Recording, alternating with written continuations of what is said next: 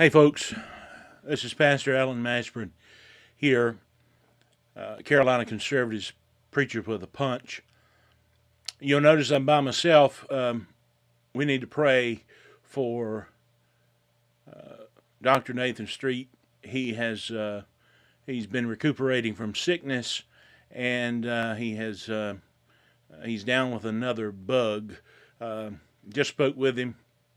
He's doing okay, but he needs some time to recuperate, and just pray for him. Pray for him right now.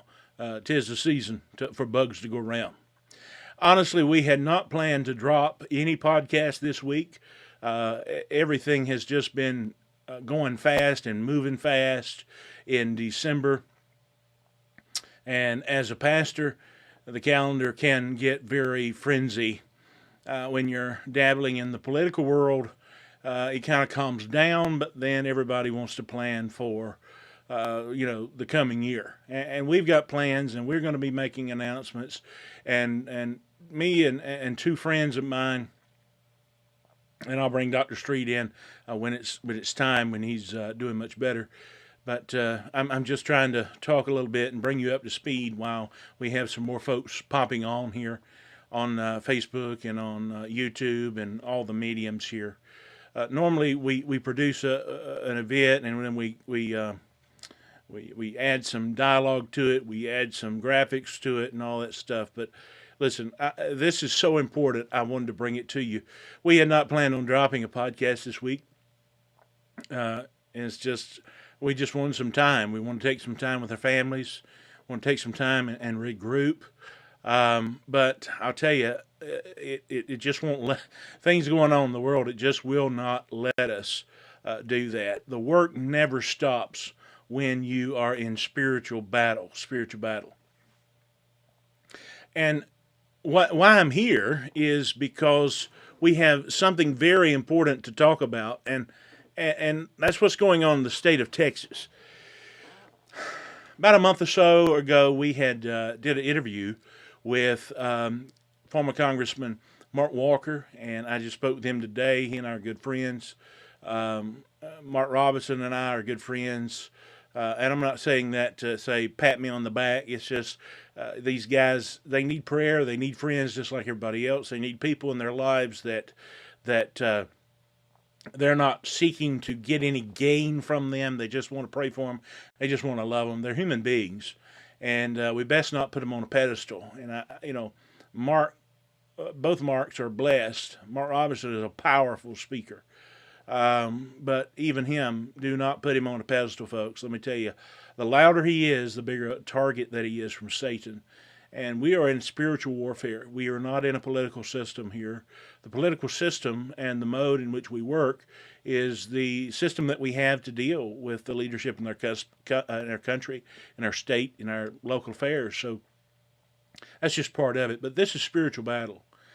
What I'm bringing to you right now, according to the Texas Scorecard, which is a periodical in Texas, the Texas Supreme Court is set to hear about the James Younger case. Now, you probably haven't heard anything about the James Younger case because the mainstream media, they are not covering it. But going back to my thought just a moment ago, we did an interview with former Congressman Mark Walker in which we highlighted the very recently passed, at that time, law in California that basically gave the right to anyone in the country to kidnap a child, bring him to California. It'd be a sanctuary state. The state would pay for transitional surgery from whatever that biological sex was to the desired sex, they say, of the child, but the child at that time they don't have the cognitive understanding of what they want. Yeah, they may want to play with dolls, so what? Every girl has a tomboy effect at times, but the law states that anyone who brings a child there cannot be charged, or at least will not be pursued by the state on kidnapping charges. The state will serve as a sanctuary state for transgender, transitional surgery. That's garbage. It's just, you want to know what I think about it? It's from the pits of hell. It's filth. And you're not going to hear many political candidates out on the spectrum in the next year and a half, heading into March of 2024 for primaries. You're not going to hear many of them say it's filth. I'm not talking about the filth of transgenderism, even though that's filth. I'm talking about the weird aspect that we're buying into this crap of whatever you think in your mind you can be. No, that's just silly. I mean, we used to put mental patients in hospitals and treat them. Now we literally put them up on pedestals. And if you're in this presidential administration, you put them in leadership.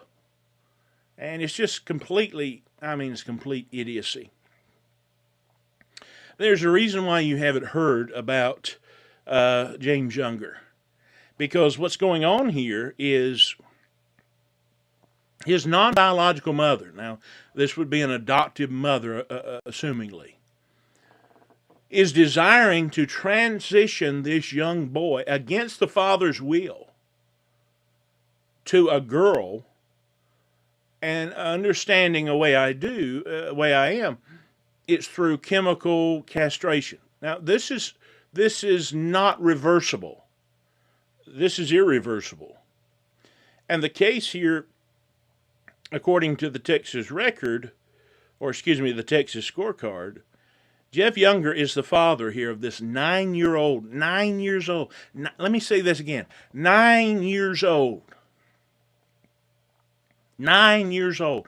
At 9 years old, I don't know what I was doing.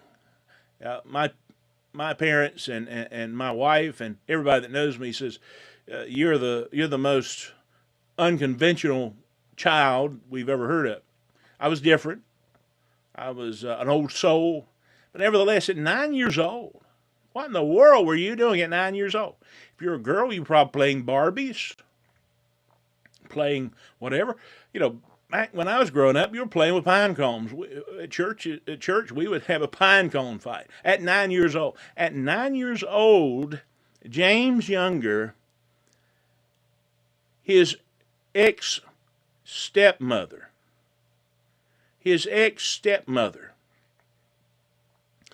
father's ex-wife, is seeking to put James on puberty blockers and cross-sex hormones that will chemically castrate him. Now, earlier this year, a judge in the 301st Family District Court of Dallas County awarded this woman full custody of James and gave her permission to move with the child anywhere else in the state. Now, I don't know how an adoptive mother, a non-biological mother, gains custody. But Younger was also told he must consent to any gender modification procedures performed on James. And that ruling came as a new California law is set to go into effect on January 1 that would shield parents who seek gender mutilation procedures in the state. It would shield them from prosecution in other states that have outlawed them. This is going to be a huge issue. This is going to the Supreme Court of the United States, I can guarantee you, and God help them to rule on the side of morals and common sense and decency. Now,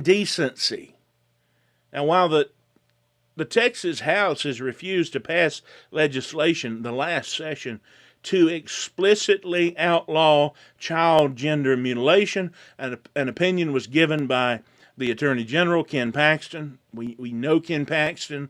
He is, as far as we know, he's pretty straight-laced.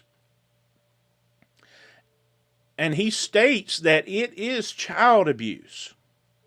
It is child abuse, meaning children could be subject to removal from their homes. So far, however, there are no recorded cases of this happening.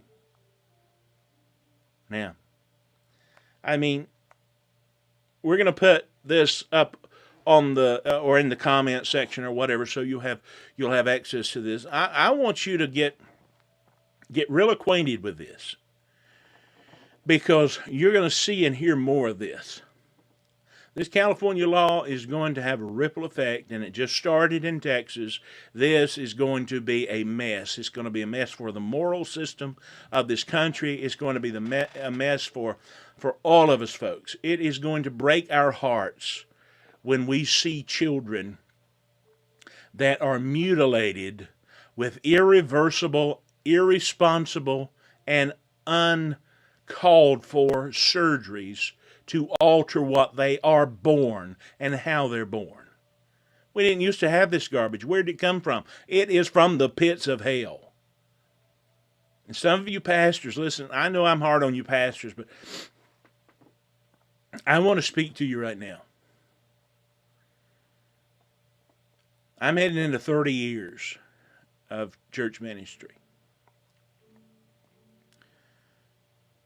Brother, some of us are still arguing about Bible translations when our country, our churches, our children are going to hell in a handbasket. We have got to get the right priorities here. We've got to preach the word. I've traveled as far as this state. I've traveled the country over the course of ministry. I can tell you, what I have seen, there is a lapse of the preaching of the gospel. We have gotten sidetracked. We have got to get back into the game, so to speak, of preaching the word. Preach the word. Preach it expositionally. Don't get up there and preach it topically all the time. There are times when we have to do that. There are times when it's called for, but the Bible must be preached expositionally and exegetically. Exegetical preaching is dead, seems like. And the only way you can preach it expositionally, and of course, in a mode of exegesis, you have to study the Word. Study the Word. Study to show thyself approved unto God, a workman that need not to be ashamed, rightly dividing the word of truth. As my friend Ken Graves says in Maine, brethren, it's time to take the sword, the Word of God, and it's time to use it. Preachers, we must use it. Now, I live in North Carolina. I thank God that our podcast, our videos go all over. In the 2 podcasts that we run, we're downloaded in 42 or 45 states, and we're now downloaded into 39 countries. I want to be right. We'd say 40, it rounds to that, but 39 in reality. So, thank God we're getting out the message, but we have got to do better. We have got to do more. We have got to do everything we can to be that salt and that light in this nation. Our children deserve it. Our children demand it. We've got to stand up for them.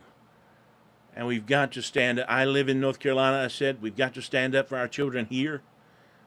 In a few days, a few weeks, we're going to be making some announcements about where we're going in our future as far as how we're going to be seeking to be effective.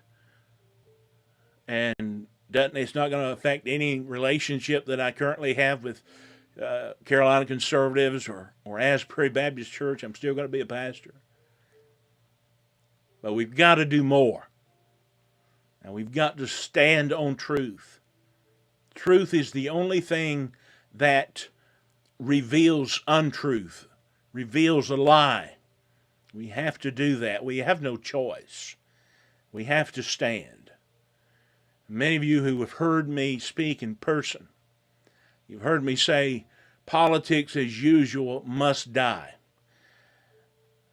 Friends, politics as usual must die.